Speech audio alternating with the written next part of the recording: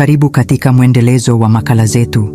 Leo ningependa kuzungumzia kuhusu maganda ya nanasi. Ukila nanasi usitupe maganda yake, ni dawa nzuri sana.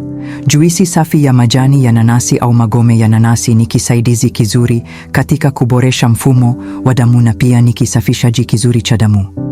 Na inachukuliwa kuwa ya muhimu sana katika kuboresha mfumo wa hedhi na kupunguza kwa sehemu maumivu ya hedhi. Hii ni kwa sababu ya uwepo wa madini chuma na ni chanzo kizuri katika kuboresha damu. Juisi ya majani pia hutumiwa kama kisafishaji cha damu endapo ukaenda hospitali ukaambiwa damu yako imechafuka.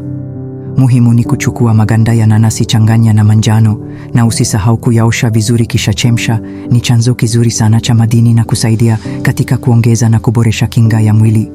Nanasi, hasa maganda ya nanasi, yana bromelain. Hii ni enzymes muhimu sana katika miili. Kimengenya hiki cha bromelain husaidia usagaji chakula na husaidia shida katika mfumo wa choo. Maganda mapya ya nanasi ni chanzo kizuri cha vitamini A, B na C. Pia ina madini chuma na madini ya fosforasi. Muhimu, uchachu wa maganda ya nanasi au maganda ya nanasi ambalo bado halijakomaa, hayajaiva, huboresha mfumo wa usagaji chakula, digestion. Maji ya maganda ya nanasi ambayo hayajakomaa vizuri huongeza hamu ya kula na hupunguza gesi tumboni. Maganda yake pia hufanya kama tonic katika kizazi, uterasi.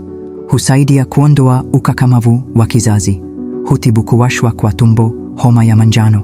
Tupo kwa udhamini wa BioLife Herbal Store wenye dawa mbalimbali za asili na virutubisho mbalimbali. Waweza wasiliana kwa namba 0673402024.